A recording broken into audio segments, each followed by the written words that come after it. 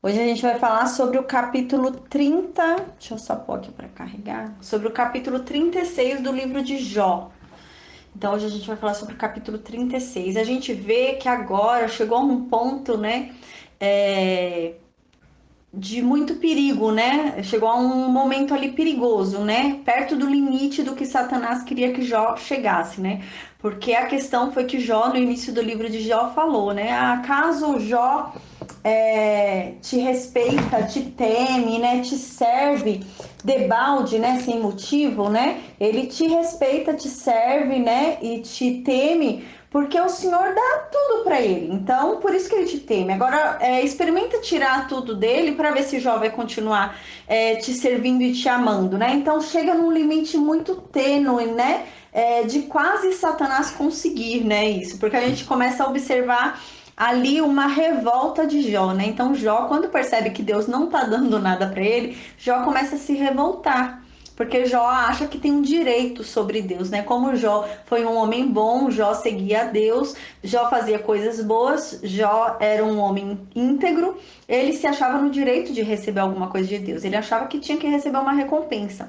Então agora começa a chegar num limite muito tênue ali do que Satanás propôs, né? Porque Satanás havia proposto para Deus que Jó só servia a Deus, Jó só realmente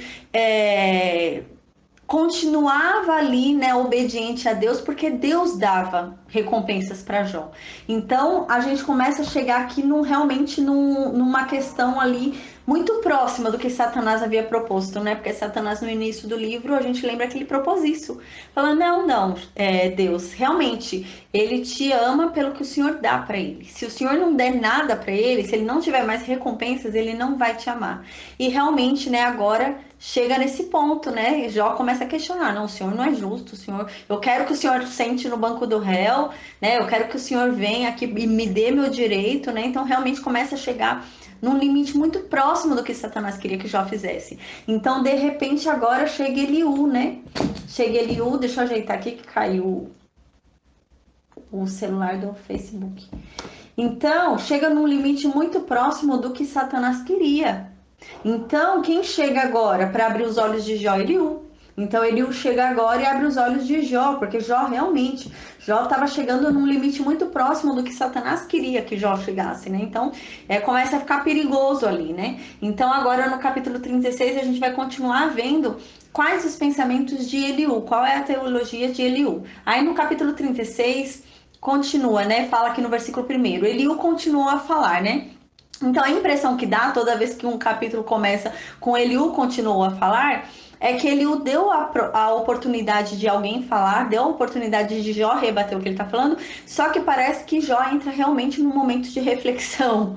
Parece que realmente Jó é levado a refletir sobre o que Eliú está falando, né? Então parece que Jó realmente pare e quer ouvir Eliú, né? Então parece que como ninguém fala nada, então Eliú se propõe a continuar falando. Então agora Eliú vai continuar falando. No versículo 2 diz: mais um pouco de paciência e te mostrarei que ainda tenho argumentos a favor de Deus, né? Então aqui ele o fala, pede paciência para todo mundo ali que está escutando ele. Fala, gente, eu peço mais um pouquinho de paciência para vocês, que eu ainda tenho mais coisas para falar sobre Deus e que vão a favor de Deus, que vão contra o que Jó está falando que Deus é injusto. Então vão a favor da justiça de Deus. Escuta só mais um pouquinho, que eu tenho mais coisas para falar sobre a justiça de Deus, né? Aí no versículo 3 ele continua: apresentarei argumentos profundos em favor da justiça do meu Criador.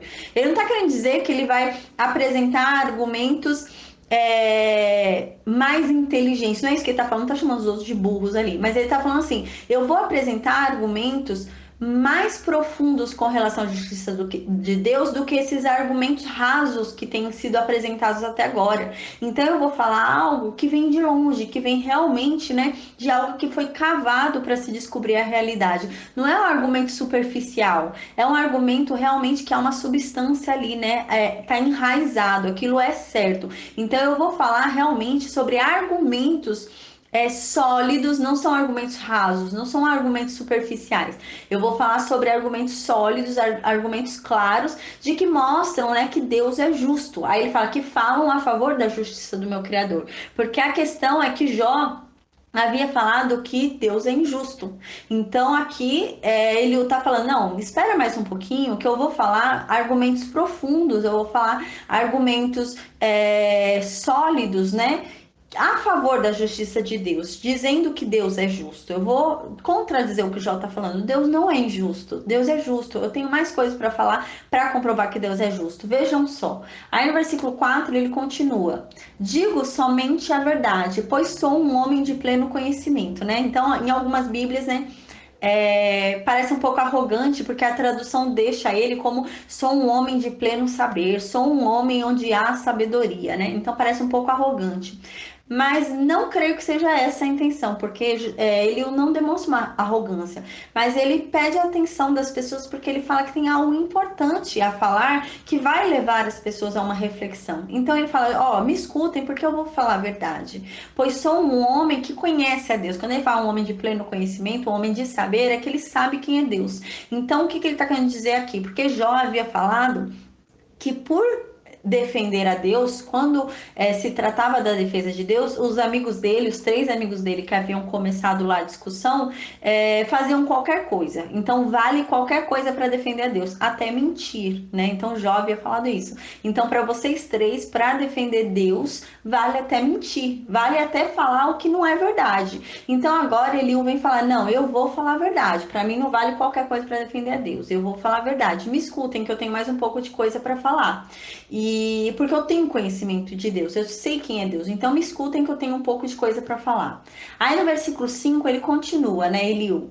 Eis que Deus é muito grande, contudo a ninguém despreza. É grande na força da sua compreensão. Então aqui, né, Eliú rebate a fala de Jó, porque Jó havia falado que Deus estava desprezando as obras da mão dele. Então Jó havia falado: Senhor, o Senhor me criou, eu sou obra das suas mãos, o Senhor que me fez e o Senhor está me desprezando, né? Então aqui ele está falando: não, Deus não despreza ninguém. Deus não despreza obra alguma feita pela mão dele, né? Então Deus não despreza nenhuma de suas criaturas, né? É isso que ele está querendo dizer. Então, Jó, Deus não está te desprezando, porque Jó havia falado que Deus estava desprezando ele, né? Então aqui ele fala: não, Jó, Deus não está te desprezando, você que não está entendendo. A paz, Avani. Então você que não está entendendo, Jó. Mas Deus não despreza ninguém, né? É grande na força da sua compreensão. Então aqui tá falando que Deus é grande na compreensão, porque Jó falava como se Deus não estivesse compreendendo a dor dele. Então Jó falava como se Deus tivesse abandonado ele e Deus fosse injusto. É como se ele falasse: Deus, eu tô aqui sofrendo, eu não mereço isso, eu tô passando por esse sofrimento todo, é muito sofrimento para mim e o Senhor tá me desprezando, o Senhor não tá vendo. O Senhor não está compreendendo que esse sofrimento é muito grande para mim, que é um sofrimento muito maior do que eu mereço e do que eu aguento.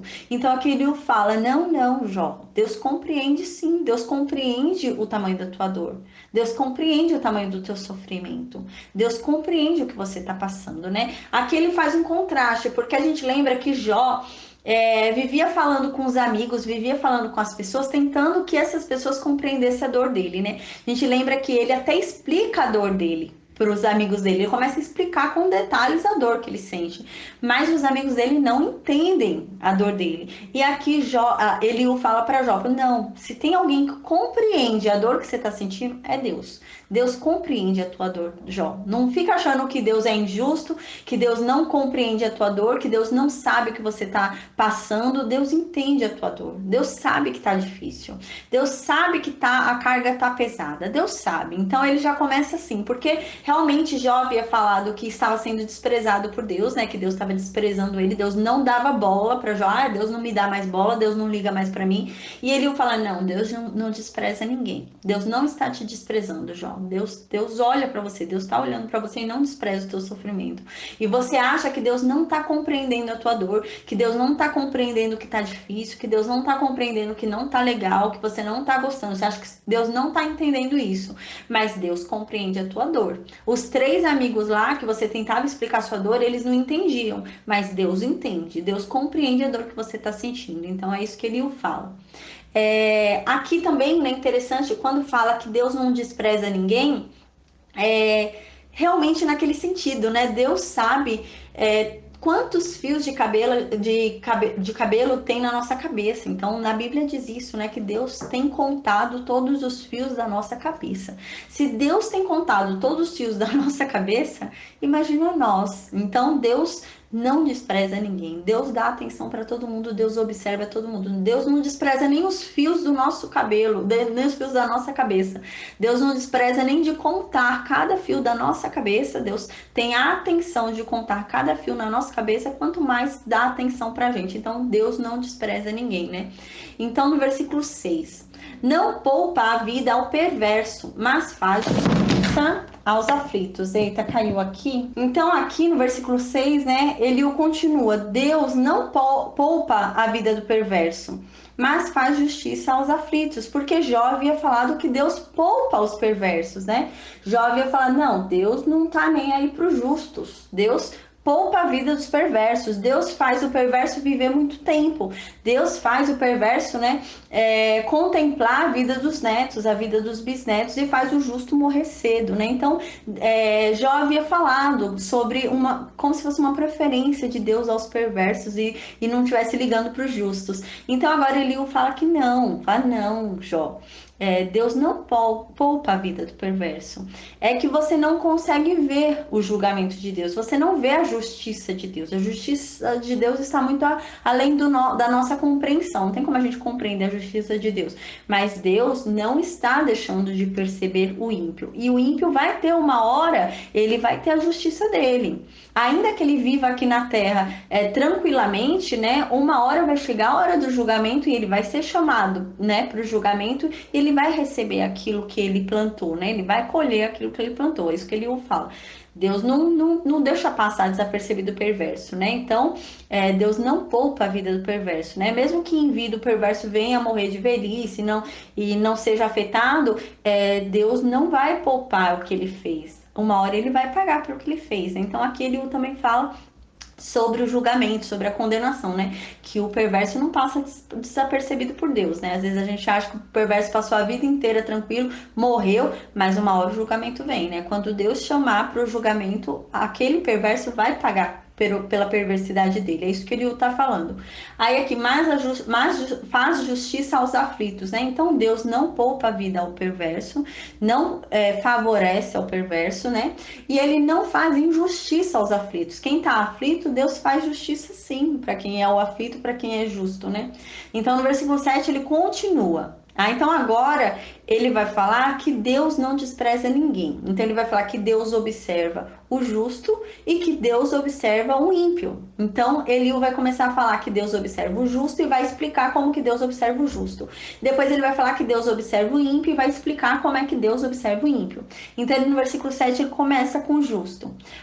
Deus observa atentamente os justos, coloca-os em tronos com reis e exalta-os para sempre, né? Então Deus levanta assim os justos, né? Então Deus coloca os justos ali nos tronos junto com reis e ele exalta, Deus exalta os justos na terra, né? Então é isso que ele está falando, não, Deus está observando os justos sim, e Deus ele manda a vitória para os justos, né? Isso que ele está falando. Uma hora a vitória vem, Deus está observando. Aí no versículo 8: se estão acorrentados e amarrados com cordas de aflição, quem? Os justos, né? Então aqui ele está falando sobre a atenção de Deus para com os justos. Então aqui no versículo 8 ele está falando: se esses justos, né, estiverem acorrentados e amarrados com cordas de aflição.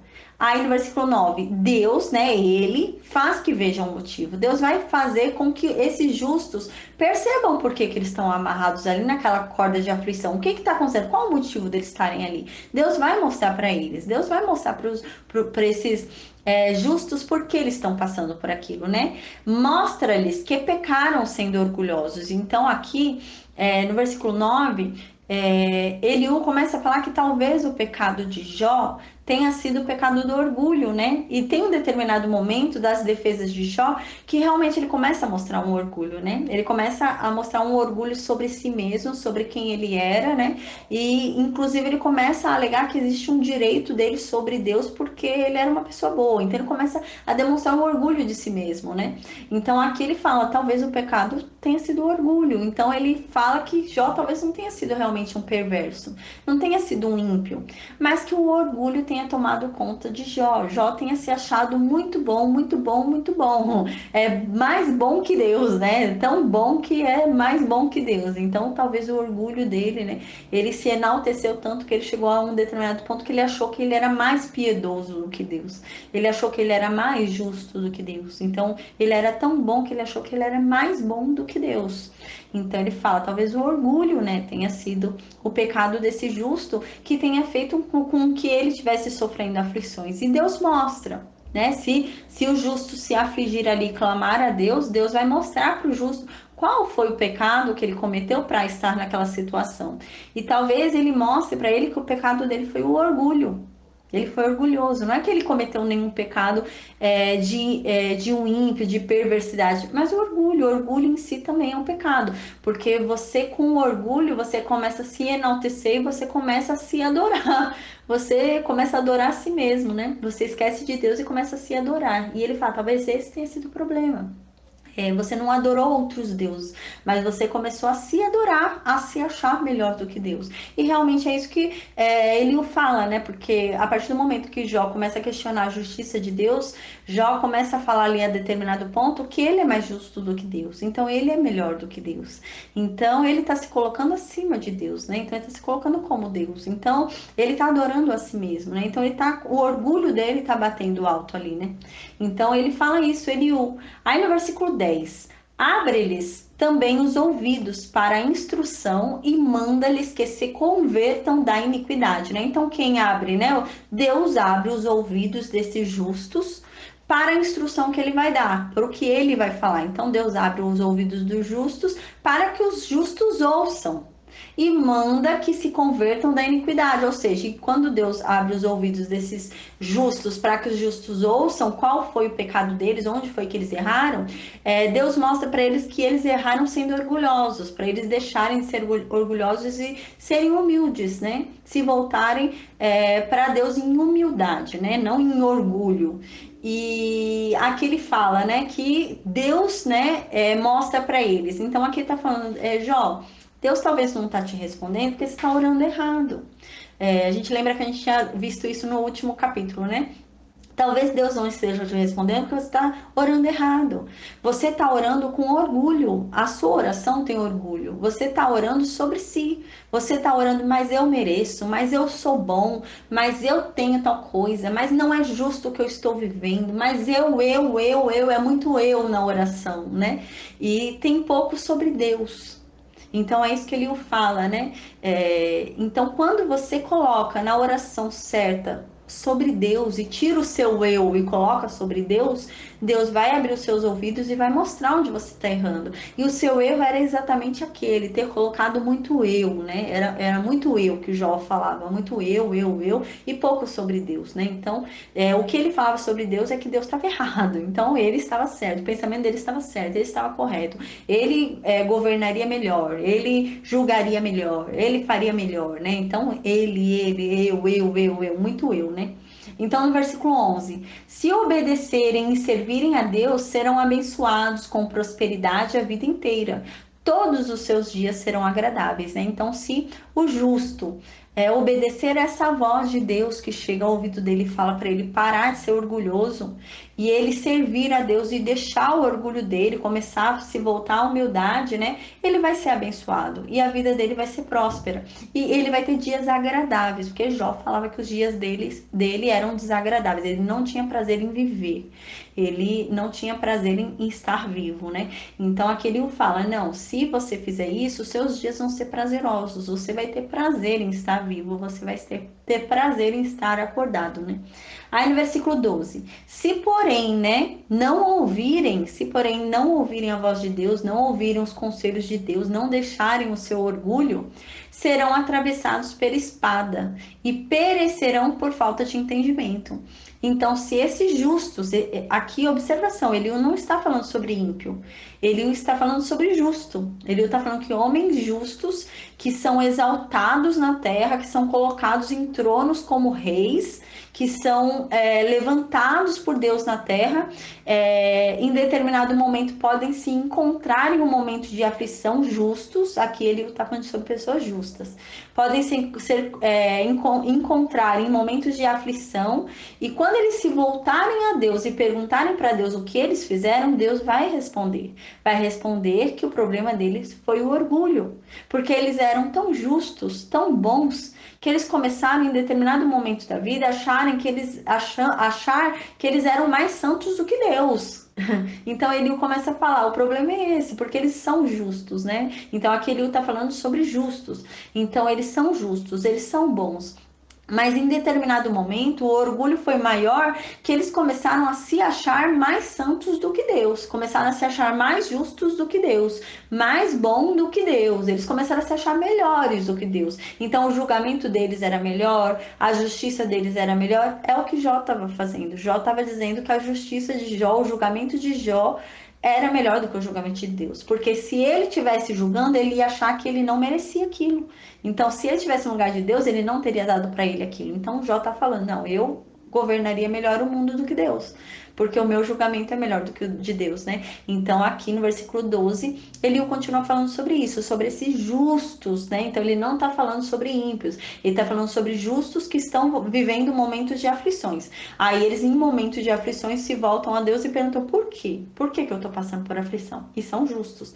E Deus revela para eles que, na verdade, eles estão passando esse momento de aflição porque eles se tornaram orgulhosos, porque em algum determinado momento da caminhada deles, o eu deles se tornou maior do que Deus. Então, ao invés deles colocarem Deus acima, eles começaram a colocar o eu deles acima, né? Foi como Jó fez. Na oração de Jó existe muito eu mereço, eu não sei o que, eu sou bom, eu fiz isso, eu, e tem pouco sobre Deus, né?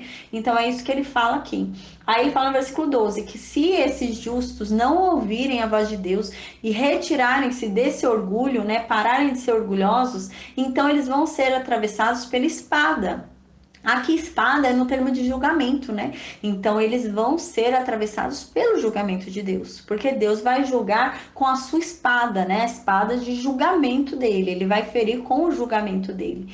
E perecerão por falta de entendimento, ou seja, que esses homens vão morrer por falta de entender o que Deus estava falando, é por falta de entendimento. Aqui no versículo 12 é a mesma coisa que se diz na Bíblia: meu povo perece por falta de conhecimento. Por falta de conhecimento de quem é Deus, por falta de conhecimento da palavra, as pessoas perecem. E é isso que ele está falando aqui no versículo 12, que esses justos eram justos, não eram ímpios. Esses justos vão perecerão por falta de entendimento. Entendimento do quê? Do que Deus falou. Então, esses justos morrerão, perecerão por não terem ouvido a Deus, por faltar entendimento e eles terem escutado a voz de Deus, terem escutado quem eles deveriam ter escutado. E é a mesma coisa, né? Meu povo perece por falta de conhecimento. Meu povo perece porque não conhece a minha voz, não conhece quem eu sou, não conhece a minha palavra. Então, meu povo perece por não conhecer a minha palavra. Meu povo sofre, meu povo morre por não conhecer quem eu sou, né? E é isso que acontece aqui no versículo 12. Agora, no versículo 13, Eliú falou, né, aqui, que pode vir a aflição sobre o justo, que pode vir o sofrimento sobre o justo. Agora Eliú vai falar sobre o ímpio. Então, o sofrimento pode vir sobre o justo, mas também pode vir sobre o ímpio, porque a gente lembra que está vindo nos trechos, seguindo o trecho do versículo em que Eliú havia falado que Deus não despreza ninguém, que Deus está atento a todo mundo. Então, Deus está observando o ímpio e Deus está observando o justo. Então, aqui ele está falando, né, nesse segmento de que Deus observa todo mundo, ele está falando, não, Deus observa o justo e acontece isso com o justo. E ele falou já o que acontece com o justo pra gente. Agora ele vai falar dentro dessa observação de Deus o que acontece com o ímpio. Aí no versículo 13 ele diz: os ímpios de coração amontoam para si a ira. Mesmo quando Deus os castiga, não clamam por socorro. Então aqui ele não coloca Jó como ímpio. Ele coloca Jó como justo, mas ele coloca Jó como um justo que cometeu o pecado do orgulho. Ele fala que Jó está se colocando acima de Deus, falando que a justiça dele é maior do que a de Deus, que ele julgaria melhor do que Deus, que ele merece algo de Deus. Então, Jó está se colocando acima. É muito eu, muito eu, muito eu nas falas de Jó, né? Então, aqui ele não coloca Jó como ímpio, mas ele coloca Jó como um justo orgulhoso. E agora ele vai falar sobre os ímpios. Aí aqui ele está querendo falar o quê para os amigos de Jó? Não, existe uma diferença entre o ímpio e o justo. O ímpio não ousa falar com Deus. O ímpio não ousa chamar Deus. O ímpio não ousa se meter com Deus. Enquanto o justo, sim. Que é o que Jó está fazendo. Jó está chamando Deus. Jó está chamando Deus para o banco dos réus. Mas está errado, não tem que fazer isso. Mas Jó está chamando Deus. Então Jó não é um ímpio. É isso que ele quer dizer, né? Que há uma diferença. Porque o ímpio corre de Deus. O ímpio não vai chamar Deus para fazer nada. O ímpio vai correr de Deus. Então aqui no versículo 13, né, ele continua. Os ímpios de coração amontoam para si a ira. Mesmo quando Deus os castiga, não clamam por socorro. Então o ímpio ficam amontoando para si toda a ira de Deus. Então eles ficam unindo neles toda a ira de Deus. Então eles ficam cada vez mais perturbando Deus. Eles ficam perturbando Deus, de forma que Deus vai lançando toda a ira dele sobre esses ímpios, porque esses ímpios não cansam de aborrecer a Deus. Então eles acumulam toda a raiva de Deus, toda a ira de Deus neles, porque eles não param de aborrecer a Deus. Aí diz aqui, mesmo quando Deus os castiga, eles não clamam por socorro. Então, mesmo quando eles são castigados por Deus, eles não se voltam para Deus. Eles não pedem socorro para Deus. Eles querem correr de Deus. Então, aqui ele está falando, não, Jó não é um ímpio, porque Jó está clamando por Deus. Só que Jó começou a oração certa. Agora Jó já está chamando Deus para um julgamento, falando que Deus está errado. Então, que ele está certo. Então, ele está se pondo acima de Deus, né? Ele está dizendo que o entendimento dele é maior do que o de Deus, que o julgamento dele é melhor do que o de Deus, que a noção dele sobre tudo é melhor do que a de Deus.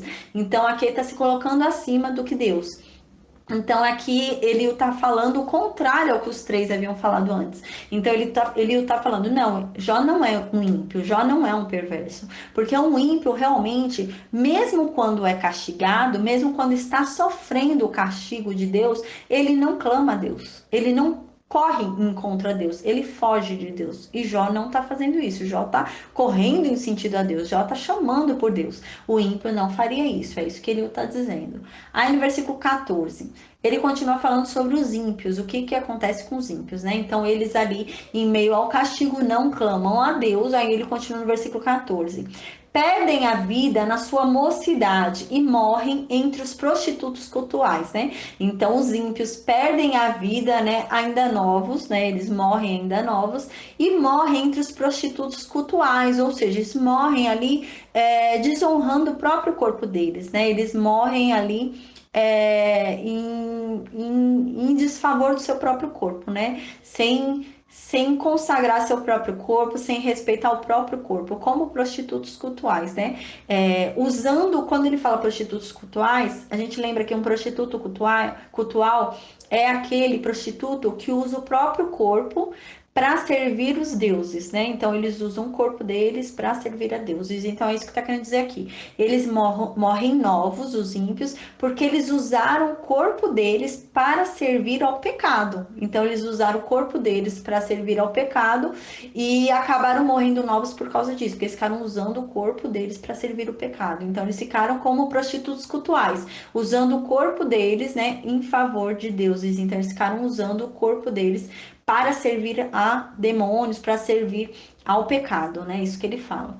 Aí no versículo 15, mas por meio do sofrimento, ele livra os que sofrem, e por meio da pressão obtém a sua atenção. Então aqui ele fala, né?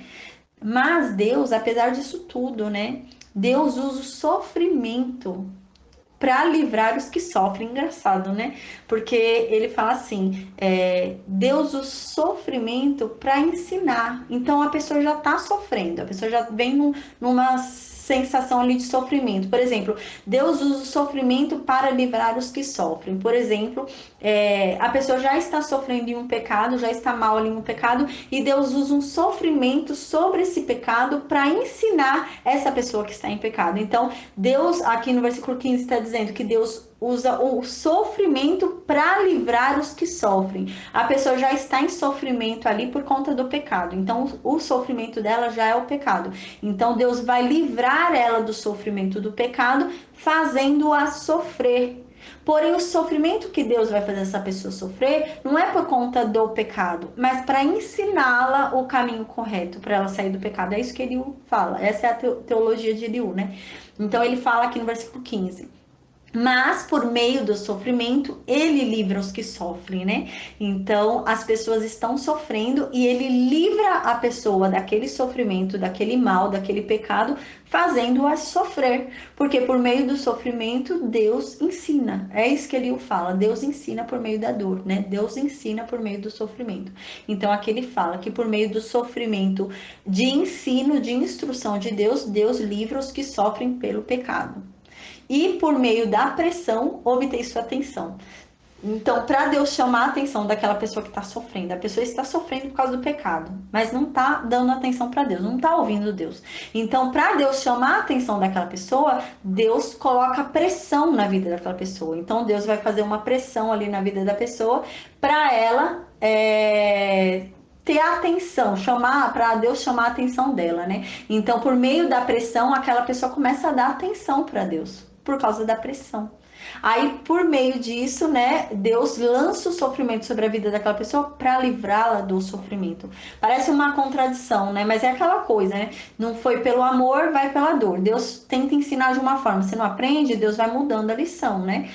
Deu uma lição fácil, você não entendeu? Vai para uma lição difícil. Foi uma lição difícil, não entendeu? Vai uma mais difícil ainda. E assim vai sendo. E é isso que ele tá falando aqui no versículo 15, né? Mas por meio do sofrimento, Deus livra os que sofrem. Então, Deus usa o sofrimento para livrar os que estão sofrendo pelo pecado. E por meio da pressão desse sofrimento que Deus dá, ele tem a atenção das pessoas. Então Deus usa a pressão daquele sofrimento para chamar a atenção da pessoa que estava sofrendo pelo pecado, para que por meio daquele sofrimento, pressão que Deus está colocando, ele receba a instrução certa e saia daquele pecado. Então Deus usa o sofrimento para ensinar. Então, no versículo 16 continua: assim também procura tirar-te das falses, da angústia para um lugar espaçoso, em que não há aperto, e as iguarias da tua mesa seriam cheias de gordura. Então, aqui no versículo 16, ele está dizendo assim: ó, João, assim como o que eu acabei de te falar, que é que Deus faz, né? Que assim como Deus usa o sofrimento para livrar os que sofrem e por meio da pressão ele chama a atenção das pessoas, assim também Deus tá procurando tirar você, Jó, dessa angústia. Deus está procurando tirar você dessa angústia, né? E Deus quer te colocar, Jó, num lugar mais espaçoso, em que não há aperto, em que não há sofrimento. E Ele quer colocar nas iguarias da tua mesa que sejam cheias de gordura, né? Ou seja, Ele quer colocar coisas refinadas na sua mesa, Ele quer que você seja farto, Ele quer que você tenha prazer, Ele quer que você viva bem, Jó. É isso que Deus está fazendo. Deus está querendo abrir seus olhos sobre o pecado que você cometeu, que foi do orgulho. Então, para tirar você do pecado do orgulho, a única forma de Deus chamar a sua atenção foi por meio da pressão, porque de outra forma Deus chamava a sua atenção e você não estava dando bola. Então, para chamar a sua atenção, Deus resolveu mandar pressão sobre a sua vida. Então, como que ele fez isso? Ele mandou sofrimento para te livrar do seu sofrimento, que era o pecado do orgulho. Então, para te livrar do teu orgulho, ele mandou sofrimento, porque pela pressão ele obteve a sua atenção. É isso que ele está querendo dizer, né?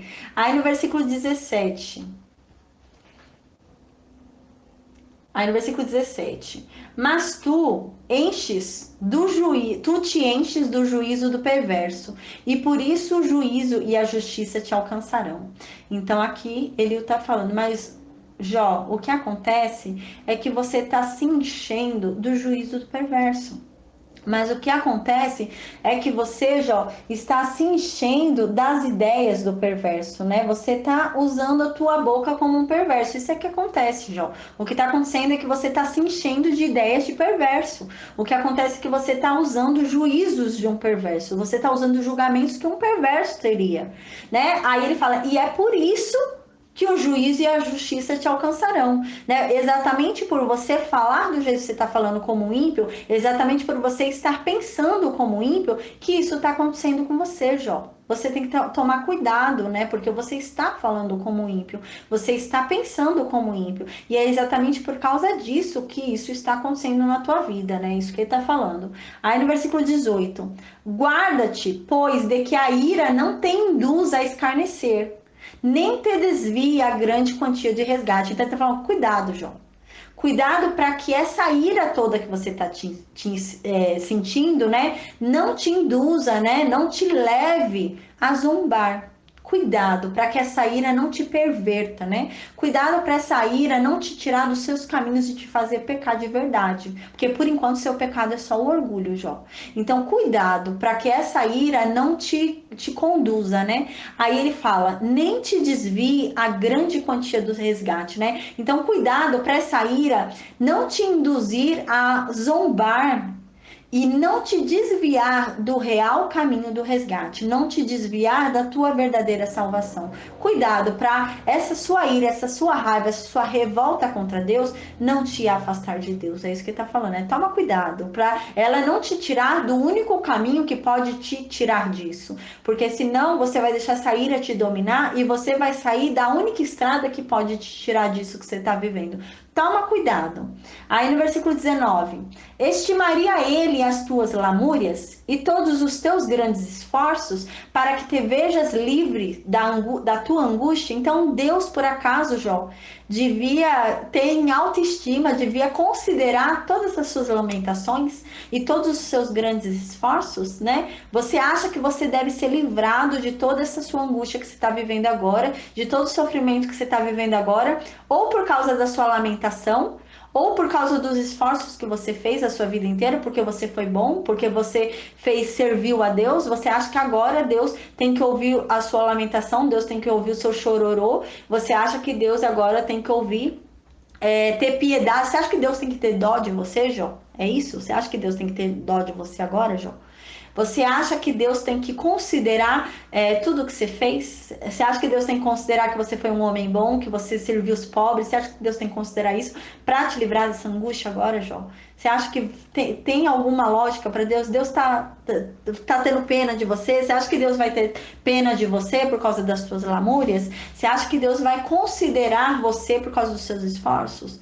Você acha que Deus vai ter pena de você por causa das suas lamentações? Você acha que Deus vai te ter em autoestima e vai te considerar por causa do bem que você fez ao próximo, né? Então, no versículo 20: não suspires pela noite, em que povos serão tomados do seu lugar. Então, cuidado, Jó. Não fica aí suspirando, pedindo para morrer. Não fica aí suspirando, falando, ah, eu não vejo a hora de chegar a noite em que todo mundo vai morrer, que todo mundo vai ser eliminado, não vejo a hora de ir embora. Não fica, cuidado, João, não fica suspirando, pedindo a morte. Porque a morte pode chegar. E pode ser que quando a morte chegue, você não tenha o que você achava que ia ter. Pode ser que não seja tão bom assim quanto você acha. Porque você está pedindo a morte, porque você está aí crente de que você vai encontrar Deus na eternidade. Mas toma cuidado, porque pode ser que Deus te mande a morte, mas Deus te mande para condenação. Então toma cuidado com o que você pede. Não fica tanto suspirando aí pela morte, né? Não fica suspirando tanto por algo que você não conhece, que é algo que você não sabe o que vai acontecer, né? Não fica suspirando tanto pedindo a tua morte, né? Aquela coisa, né? Parece muito aquela coisa, né? Que nós não ansiemos pela morte, né? Mas que nós entreguemos as nossas vidas na mão de Deus e que deixemos Deus escolher o momento da nossa morte, porque Deus é bom, então Deus vai escolher o melhor momento para a nossa morte, o momento que nós poderíamos ser salvos e não nós ficarmos suspirando querendo morrer, porque a gente pode escolher o momento errado para a gente morrer, né? Isso que ele está falando. Aí aqui no versículo 21: guarda-te, não te inclines para a iniquidade, pois isso preferes a tua miséria, né? Então ele fala no versículo 21, repetindo: guarda-te, não te inclines para a iniquidade. Então, ó, cuidado, João.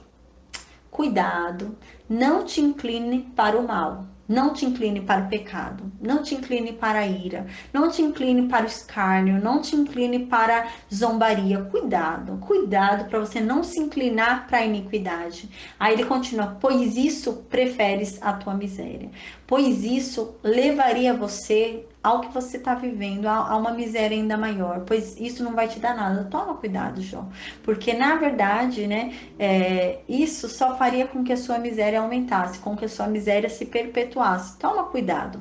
Então, no versículo 22, eis que Deus se mostra grande em seu poder. Quem é mestre como ele? Então ele fala, Deus é grande em seu poder. Quem ensina melhor do que ele? Quem ensina melhor do que Deus, né? Eles usam o termo mestre, né? A gente lembra, né, que mestre como professor, né?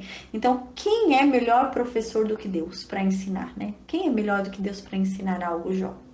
Então, aqui no versículo 23 ele fala: quem lhe prescreveu o seu caminho? Ou quem lhe pode dizer, praticaste a injustiça? Então, ele diz: quem foi que prescreveu o caminho de Deus? Quem foi que disse para Deus o que Deus devia fazer? Quem é que ousa, quem é que pode dizer para Deus que Deus praticou uma injustiça? Quem é que pode questionar a Deus, né? Aí no versículo 24. Lembra-te dele magnificares as obras que os homens celebram. Ou seja, Jó, ao invés de ficar aí usando tua boca para ficar julgando a Deus, para ficar reclamando de Deus, ficar falando que Deus está fazendo as coisas erradas, que Deus não faz nada certo, usa a tua boca para falar da grandiosidade das obras de Deus.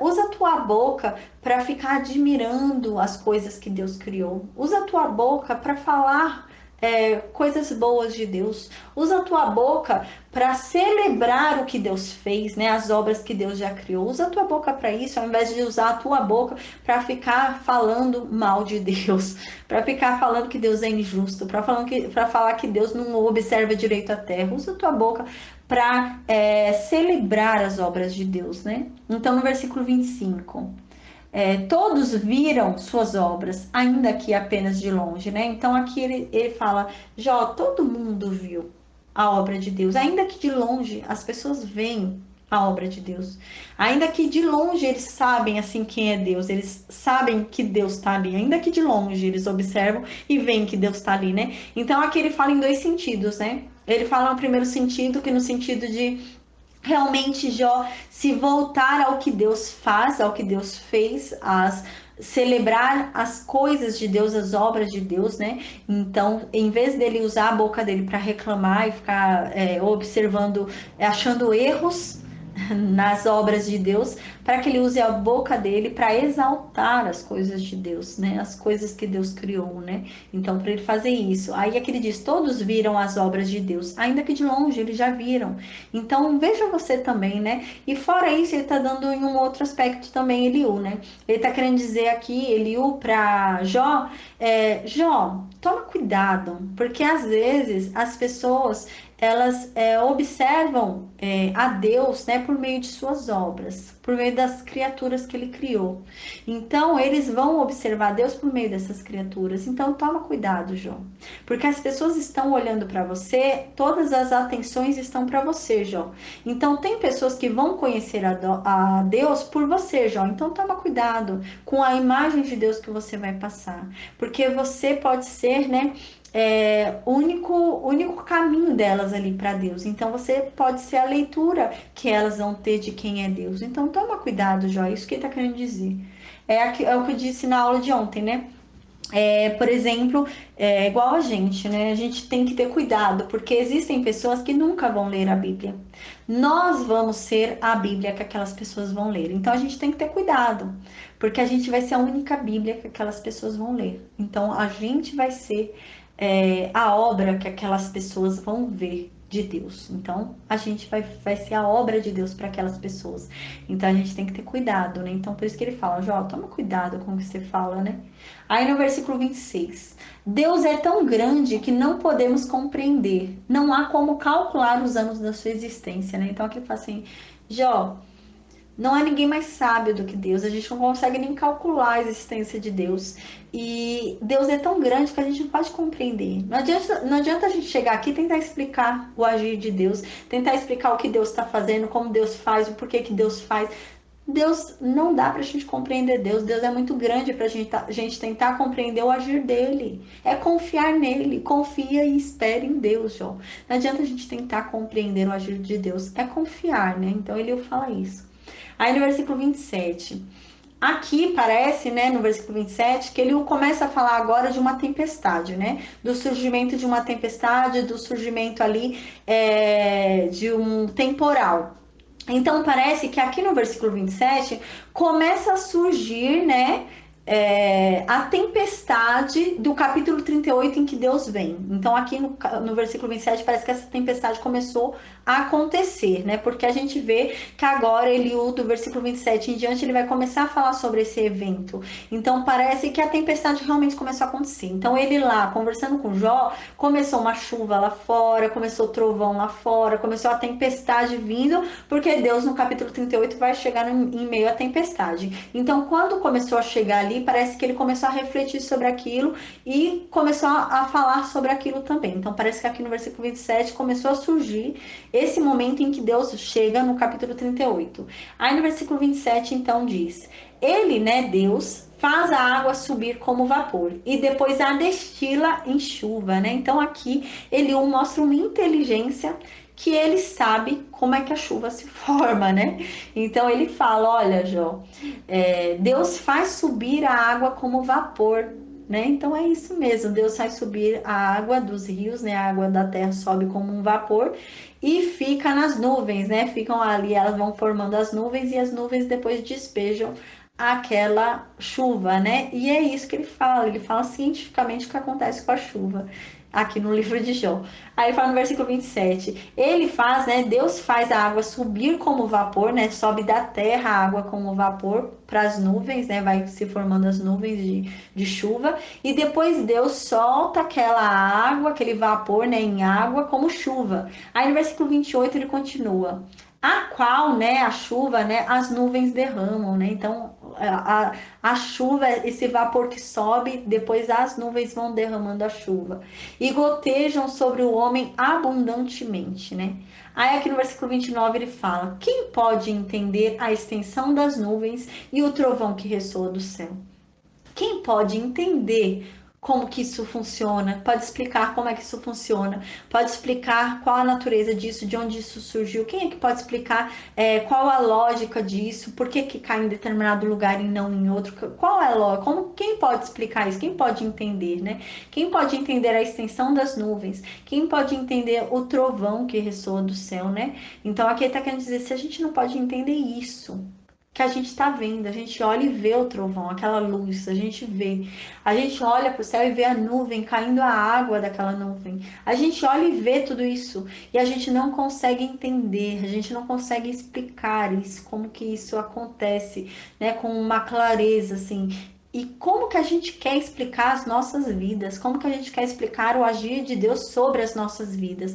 Se a gente não consegue explicar o que está vendo, imagine explicar o que a gente não está vendo, porque a gente não está conseguindo ver o agir de Deus em nossas vidas, né? É lógico que Deus está agindo, mas a gente não está vendo assim as linhas desenhadas do nosso caminho, né? A gente não está vendo o porquê determinadas coisas estão acontecendo na nossa vida. Então é tudo obscuro, é questão de fé, né? É crer realmente e pronto. E ele fala: se a gente não consegue explicar o que a gente está vendo, imagina explicar o que a gente não está vendo, Jorge. Não tem como a gente explicar. Se a gente não consegue explicar os eventos naturais que a gente vê, como que a gente vai explicar, né, o que Deus faz nas nossas vidas, o agir de Deus em nossas vidas? Como que a gente vai explicar o que a gente não vê? Aí no versículo 30. Eis que estende sobre elas o seu relâmpago e encobre as profundezas do mar, né? Então, eis que Deus estende, né, sobre as nuvens, sobre o céu, o relâmpago dele, né? Então, ele usa aqui uma hipérbole, ele faz um exagero, né? Ele usa um termo aqui em exagero para dizer, né, que Deus, se Deus clareia de uma vez o céu, é claro que Deus não é assim de uma vez, né? Clareia uma parte, né? Mas ele usa aqui uma forma, né, de exagero. Ele fala: se Deus estende sobre as nuvens, sobre o céu, o relâmpago e clareia tudo, né? E com esse mesmo relâmpago, ele encobre as profundezas do mar, né? Porque a gente sabe, o mar, o fundo do mar é escuro, você não vê nada no fundo do mar, é uma escuridão só, um breu. E ele aqui tá falando, né, numa forma de exagero, mas ele tá falando que com o relâmpago relâmpago, Deus clareia o fundo do mar, né? Se Deus quiser lançar um relâmpago lá no fundo do mar, aquele relâmpago que Deus lançar no fundo do mar vai clarear o fundo do mar, que é uma escuridão. Então ele fala isso. Aí no versículo 31, pois por estas coisas julga os povos, né? Então por estas coisas Deus julga os povos, pela água e pelo raio, pelo relâmpago, né? Então, por essas coisas, Deus julga os povos. Deus manda dilúvio, Deus manda inundação, Deus manda o raio para destruir, né? O raio acaba destruindo fazendas, destruindo gados, né? Então, Deus manda para julgar o povo, né? Por essas coisas, Deus julga o povo, Deus condena o povo, Deus mata o povo por essas coisas. E também dá mantimento em abundância, ou seja, por essas coisas Deus mata, mas por essas coisas Deus também faz sobreviver. Então, pela água Deus mata, né, por meio de dilúvio, inundação, pela água Deus mata, mas pela água Deus também dá sobrevivência ao ser humano. Então, pela água Deus mata, mas pela água Deus também torna a terra, né, boa para dar seus frutos. Então, a mesma água que mata em uma inundação é a água que nos dá o mantimento da terra, né? Isso que ele fala. Aí no versículo 32, enche as mãos de relâmpagos e atira cada um a seu alvo, em seu alvo, né? Então Deus enche a mão dele de relâmpagos e vai olhando e mira onde o relâmpago tem que ir, né? Vai atirando nos alvos onde o relâmpago tem que ir ali. Aí no versículo 33, o fragor, né, da tempestade dá notícias a respeito dele. Dele que é zeloso na sua ira contra a injustiça. Então aqui está dizendo o que? O fragor é o gritaria, né? Então o barulho, né? O barulho da tempestade dá notícias a respeito de Deus. Então, o barulho da tempestade nos lembra quem é Deus. A gente ouve aquele barulho daquela tempestade, aquele urro, aquela gritaria daquela tempestade, a gente fala, meu Deus, a gente lembra de Deus, né? Então, aqui ele fala, a gente lembra de quem? De Deus que é zeloso na sua ira contra a injustiça. Então, a gente lembra de Deus. Aí aqui ele tá dizendo quem é Deus, né? Não é Deus injusto que Jó fala. A gente lembra de um Deus zeloso na justiça, de um Deus zeloso que tem zelo em praticar a sua justiça, né? Então, de um Deus que é justo. A gente lembra de um Deus que é um Deus que faz justiça, né? Porque se Deus quisesse, Deus mandava um relâmpago sobre a cabeça de todo mundo, né? Então, Deus, a gente lembra nesse momento, quando a gente ouve a natureza ali revoltada, aquele urro da natureza, aquela gritaria, aqueles trovões vindo, a gente lembra. Se Deus quisesse, mandava um trovão na cabeça das pessoas. Então, a gente lembra logo, né, que Deus é zeloso. Deus é zeloso na sua ira contra a injustiça. Então, Deus age com zelo, né? Porque Deus ama o ímpio também, né? Deus tem prazer em salvar a todos, né? Deus não tem prazer em castigar, em matar, né? Deus tem prazer em salvar, mas Deus também é justiça, né? Uma hora a justiça vem, né? Então, Deus uma hora manda a justiça sobre o ímpio, mas Deus é um Deus zeloso. Ele só manda a justiça quando ele tem certeza que é a hora de mandar a justiça. Ele não manda em qualquer momento. A gente vai ver mais para frente quando a gente começar a estudar, né? Êxodo. A gente lembra até em Gênesis a gente viu, né? Que há uma passagem, né, que Deus fala para Abraão: olha, seu povo vai morar na terra dos cananeus. Mas isso só daqui a 400 e poucos anos, porque lá daqui a 400 e poucos anos, esse povo vai ter atingido o nível deles de maldade. Aí sim eu vou executar justiça sobre eles. Então, a gente observa, né, que eles já eram maldosos, né? Então, Deus nos dá o livre-arbítrio. A gente tem o livre-arbítrio de escolher entre o bem e o mal, entre praticar o bem e o mal. Mas Deus sonda os nossos corações e conhece os nossos corações. E Deus sabe se a gente vai mudar de ideia ou não por causa dos nossos corações, né? Então, nossos corações não enganam. Então, Deus sabia que aquele povo era um povo de coração duro, que eles não iam mudar. Então, ia passar 400 e poucos anos e eles não iam mudar. Mas Deus espera até que eles atinjam o limite da maldade deles para executar a justiça dele. Porque se Deus tivesse praticado a justiça antes, né? Deus não teria sido um Deus justo. Então Deus espera o momento certo, espera um momento em que não há mais volta, não há mais retorno. Eles chegaram já no limite de todo o mal que eles poderiam ter praticado. Então Deus manda a justiça sobre eles. Então é isso que aqui está querendo dizer no versículo 33, que Deus é zeloso contra a injustiça. Deus pune a injustiça, Deus pune o ímpio, mas Deus é zeloso. Deus dá uma chance primeiro, Deus espera, porque Deus não tem prazer em castigar, Deus não tem prazer em punir, Deus quer salvar, mas Deus também castiga, Deus também faz justiça, né? Então a gente finaliza aqui hoje o estudo